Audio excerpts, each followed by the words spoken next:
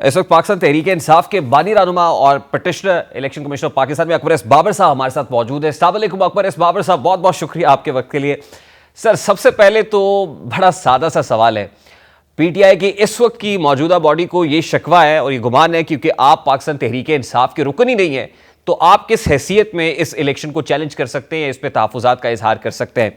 I want you to respond in a very simple and candid manner कि election commission of Pakistan और Islamabad high court के decisions के बाद क्या आपको पार्टी की तरफ से कोई शो कॉज नोटिस इशू हुआ हो, कोई तादीबी कार्रवाई अमल में लाई गई हो? क्योंकि ये तो पार्टी की सवाबदीद होती है, सरबराह की होती है, और एक कोर बॉडी फैसला करती है कि किसको की रुकनीत बहाल रखनी है, किसको पार्टी से फारिग कर देना है।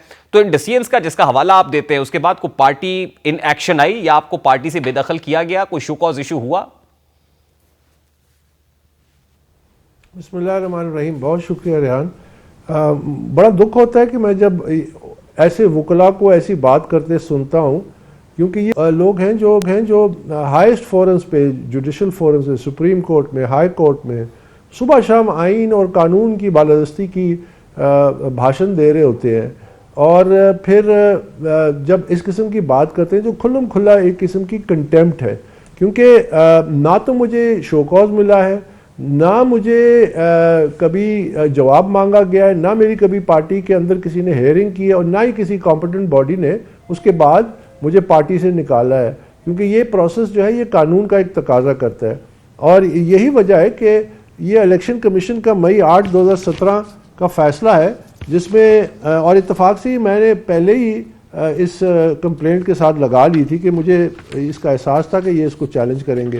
इस्लामाबाद हाई कोर्ट का सिंगल बेंच मोहसिन अख्तर कियानी का ये फैसला है कि जी Akbar Babar still a member of PTI. Double bench Islamabad high court justice Athar Minallah, उनका फैसला है कि Akbar Babar is a member of PTI. तो अब आप मुझे बताइए कि ये कौन से कानून को तस्लीम करते हैं, कौन सी अदालत को तस्लीम करते हैं, कौन सा रूल ऑफ लॉ की बात करते हैं, जब ये खुद पाकिस्तान के जो इदारे हैं उनकी खुल्लम खुल्ला कंटेंट में होते हैं। मुझे तो हैरानी इस बात पे है कि पाकिस्तान तहरीक इंसाफ ने ये रास्ता अकबर एस बाबर के लिए खुला क्यों रखा? क्या वो इसी वक्त का इंतजार कर रहे थे कि अकबर एस बाबर उठेगा और इंट्रा पार्टी इलेक्शंस को जाके चैलेंज कर देगा? यानी मई 2017 के आप डिसीजंस का हवाला दे रहे हैं जो इलेक्शन कमीशन ऑफ पाकिस्तान को, उसके बाद इस्लामाबाद हाई कोर्ट के सिंगल बेंच का फैसला भी है, फिर 2 रुकनी बेंच का भी है, तो उसके बाद कोई इजहार वजू का नोटिस नहीं आया जिसमें आपको कोई मोहलत दी हो गई कि जवाब जमा कराए, कोई सेटिस्फैक्ट्री होगा तो ठीक है आगे चलेंगे, नहीं तो आपको बेदखल कर दिया गया? कुछ नहीं हुआ आप ये कह रहे हैं? किसी किस्म का कोई शो कॉज नोटिस नहीं हुआ, किसी किस्म की कोई कार्रवाई नहीं हुई, किसी किस्म की कोई हेयरिंग नहीं हुई। तो लेकिन ये बस टीवी पे आके जो इनके मन में होता है ये कहते हैं, और ये इस किस्म के ऐसे दलाइल देते हैं जिसकी कोई वक़्त नहीं होती। अच्छा, यानी एज ऑफ टुडे अकबर साहब, एज ऑफ टुडे आप पाकिस्तान तहरीक इंसाफ के रेहान जी एब्सोल्युटली 100%। रेहान, पता है मैं आपको एक दिलचस्प बात बताऊं कि ये आज पहली दफ़ा मैं इलेक्शन के हवाले से, इंट्रा पार्टी इलेक्शन के हवाले से नहीं किया इलेक्शन कमीशन ऑफ पाकिस्तान में। पहला इलेक्शन जो बड़ा इलेक्शन था उसकी इब्तदा इस्लामाबाद चैप्टर से हुई थी। मेरी एक कंप्लेंट दिसंबर 2012 की इलेक्शन कमीशन में मौजूद है, जो उस वक्त के आईसीटी इलेक्शन थे जिसमें बहुत बड़े पैमाने पे बदउनवानियाँ हुई थी, और उसके बाद वो इलेक्शन जब कंक्लूड हुआ 1 साल बाद, तो फिर जस्टिस वजी का ट्राइब्यूनल बना, वो भी ऑन रिकॉर्ड मौजूद है। तो मैं अचानक फिर 8 साल में फॉर्म फंडिंग का लड़ता रहा, उसमें तो आप भी गवाह हैं कि मुख्तलिफ औकात में मुख्तलिफ मराइल से गुजरा। मेरा हर मसला सिर्फ ये है कि पाकिस्तान तहरीक इंसाफ एक रिवायती सियासत बनने के लिए नहीं बनी थी। अगर पाकिस्तान तहरीक इंसाफ का रोल मॉडल आज मुस्लिम लीग नवाज है या पीपल्स पार्टी है, तो फिर इसको पार्टी बनाने की जरूरत नहीं थी, क्योंकि आज ये दलाइल ये देते हैं कि इसी तरह के इंट्रा पार्टी इलेक्शन ये जमातें भी करती हैं। तो फिर पार्टी बनाने की जरूरत क्या थी? जब हमने बुनियादी आइन लिखा जिसमें मैं था, हामिद खान था, मिराज मोहम्मद खान थी, फौजिया कसूरी थी, आरिफ अलवी था, और कुछ लोग और थे, उसमें चेयरमैन की 2 टर्म्स थी, 3 साल की, और वो भी डेमोक्रेटिकली इलेक्टेड। जो बात आप कर रहे हैं नजरियाती तौर पर बिल्कुल दुरुस्त है, लेकिन मेरा बड़ा सादा सा सवाल है अकबर साहब, आप जो पिटीशन कमीशन ऑफ पाकिस्तान में गए, इंट्रा पार्टी इलेक्शंस को आपने चैलेंज कर दिया है, जाती हैसियत में अकबर एस बाबर को इसका क्या फायदा होगा? देखिए, मैं कभी भी मैंने सियासत जो है अपनी ज़ाती उसके लिए नहीं की। मुझे ओहदे मिले, बड़े बड़े ऑफर्स हुए ओहदों की। कौन सा ओहदा है जो मुझे ऑफर नहीं किया गया? इसी फॉरेन फंडिंग केस के दौरान उस वक्त जो 1 पेज डॉक्ट्रिन चल रही थी, उस वक्त जो पार्टी के जो चेयरमैन इमरान खान थे, फाउंडिंग चेयरमैन अब मैं कहूँगा क्योंकि अब तो कोई चेयरमैन रहा नहीं, तो फाउंडिंग चेयरमैन जो इमरान खान थे वो उस वक्त उस एस्टैब्लिशमेंट की तारीफें करते थे कि ये सबसे बड़ी जमहूरी एस्टैब्लिशमेंट है, और उस वक्त वो एस्टैब्लिशमेंट का सारा बोझ मुझ पे आया था।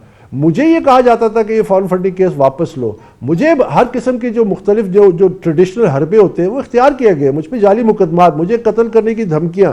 तो मैं तो बड़े अरसे से ये जो कोशिश कर रहा हूं, इसमें बहुत सारे ऐसे मराहल हैं कि मुझे बड़े से बड़ा ओहदा on a silver platter, senate का मेंबर, सेनेट में जो ऑफिसेज हैं उसकी ऑफर्स, तो मैंने हमेशा अब ये मैं अपने लिए कर ही नहीं रहा। अच्छा अकबर साहब, is it possible sir, is it possible कि आज बैरिस्टर गौहर अली खान जी, आज barrister Gohar Ali Khan chairman PTI मुंतखब हुए, इज इट पॉसिबल कि सारे प्रोसेस के बाद Akbar S Babar chairman PTI हो जाए? Is it possible, practically possible है ये?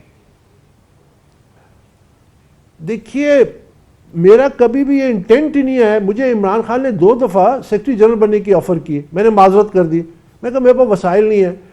अगर मेरे पास ये सोच होती कि मैंने पार्टी का चेयरमैन बनना है या कोई और बड़ा ओहदा लेना है, मेरी हिकमत अमली बड़ी मुख्तलिफ होती। मेरा जिंदगी का, मैं आज पहली दफा आपके सामने ये रख रहा हूं, मेरे जिंदगी का सियासी जो मकसद है वो ये है कि पाकिस्तान तहरीक इंसाफ को एक जमहूरी, अकाउंटेबल, ट्रांसपेरेंट इदारा बनाऊं। इस जमात के जो सेल्स हैं उसको रीसेट करूं ताकि ये वापस अपने ओरिजिनल आइडियल्स पे। क्यों? जिस दिन ये हुआ पाकिस्तान में सबसे बड़ी सियासी इनकलाब आएगा, क्योंकि बाकी सियासी जमातों की मजबूरी बन जाएंगे हम। बाकी सियासी जमातें भी इसी रास्ते पे चलेंगी क्योंकि फॉलोइंग हमारे साथ होगी। अच्छा अकबर साहब, एक बात बड़ी हैरानकुन है सर, की जो ग्राउंडस्वेल, बिल्कुल ठीक है, आपने ब्रांडिंग, और आपने उस ब्रांडिंग के अंदर बल्ले का जो इंतखाबी निशान है वो आप लेके आए 2002 के अंदर, गालिबन आपने ही ये तजवीज दी थी कि बल्ला होना चाहिए, और उसके बाद बल्ले की इमेज ब्रांडिंग हुई। लेकिन आज मेरे लिए बहुत हैरानकुन है कि जब आप पिटीशन लेके जाते हैं तो आप ये कहते हैं कि इस इंट्रा पार्टी इलेक्शन को कलअदम करार दिया जाए और टिल नेक्स्ट इलेक्शंस ये जो बल्ले का निशान है इनसे वापस लिया जाए। तो ये बड़ी मुज़क्कर-खेज़ बात है कि आज उस वक्त आप बल्ले का निशान लेने के लिए कंटेस्ट कर रहे थे, आज बल्ले का निशान वापस लेने के लिए कंटेस्ट कर रहे हैं। देखिए, मैं आज जो कर रहा हूं, ये जो हमने किया है, इसको जरा समझने की ज़रूरत है।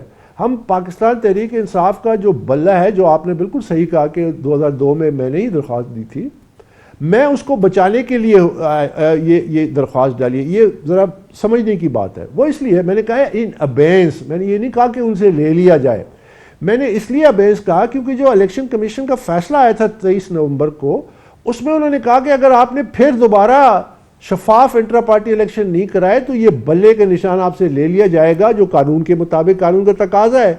तो मैं, क्योंकि इन्होंने भोडा इलेक्शन तो करा दिया, इन्होंने total fake, fraud and rigged election तो करा दिया, वो तो सबके सामने फैक्ट्स आ गए। इवन इंडिपेंडेंट जो ऑब्जर्वर्स हैं, पिल्डाट के जो नुमाइंदे हैं, वो भी ये कह रहे हैं कि ये इलेक्शन किस मयार के मुताबिक शफाफ है, जहां के नॉमिनेशन पेपर नहीं है, जहां पे वोटर लिस्ट नहीं है, जहां पे कवायद ज़वाबित नहीं है, जहां पे हम खुद जाके सेंट्रल ऑफिस जाते हैं कि हमें ये चीज़ें मुहैया की जाए, हम इलेक्शन में हिस्सा लेना चाहते हैं। उन्होंने कहा जी ये होंगे तो हम आपको देंगे, ये चीज़ें एग्जिस्ट ही नहीं करती।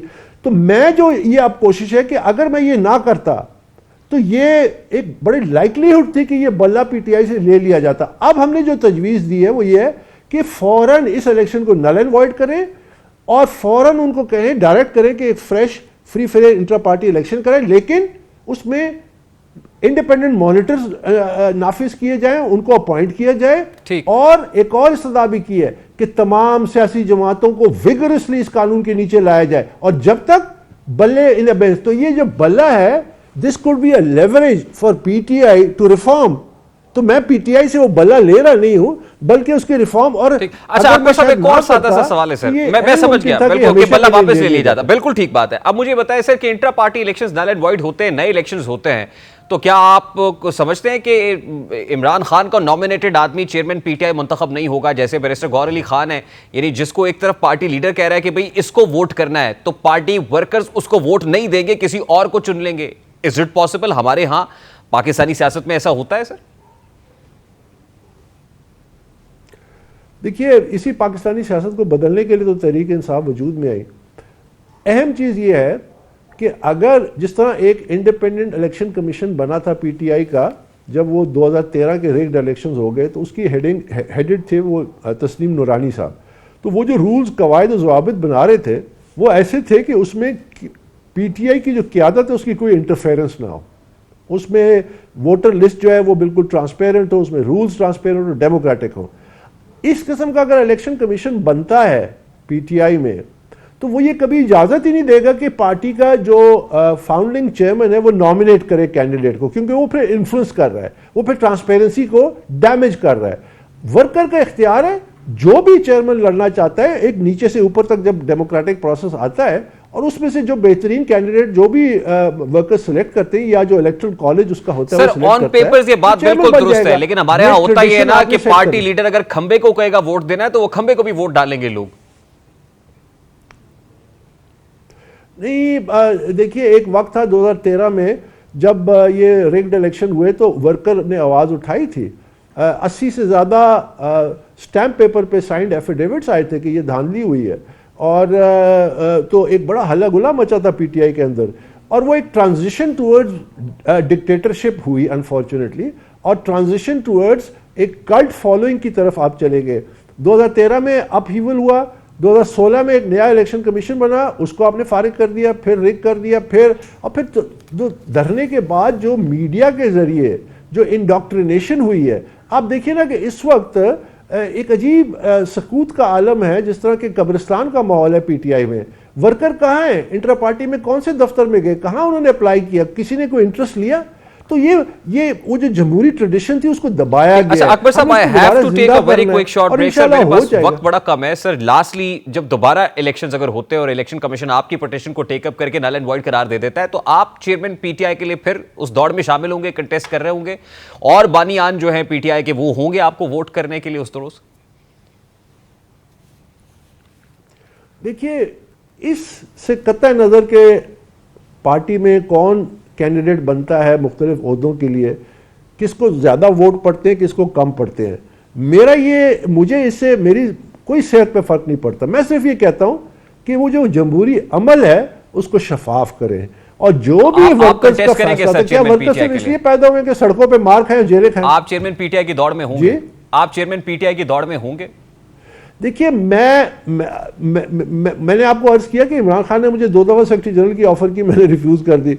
मुझे पार्टी के चेयरमैन से ज्यादा इंपॉर्टेंट वो ये है कि पार्टी का काबा किबला ठीक किया जाए। अगर मैं उसमें कामयाब हो गया, मुझे चेयरमैन बनने की जरूरत ही नहीं है। मुझे क्या जरूरत है, मेरा जिंदगी का मकसद हासिल हो गया कि एक ऐसी सियासी जमात बन गई जो आप नॉमिनेशन पेपर जमा कराएंगे या नहीं कराएंगे सर? में होते हैं। नहीं, ये तो कबल इस वक्त है, अभी तो ये वक्त आया नहीं, जब आएगा तो उस वक्त इसका फैसला करेंगे। बहुत बहुत शुक्रिया अकबर एस बाबर साहब आपके वक्त के लिए। आपके इंसाफ के बानी रहनुमा अकबर एस बाबर हमारे साथ मौजूद थे। Have to take a very quick short break, और ब्रेक के बाद जब मैं वापस आऊंगा, रेहाम खान साहिबा हमें ज्वाइन कर रही होंगी इस ब्रेक के बाद हमारे साथ।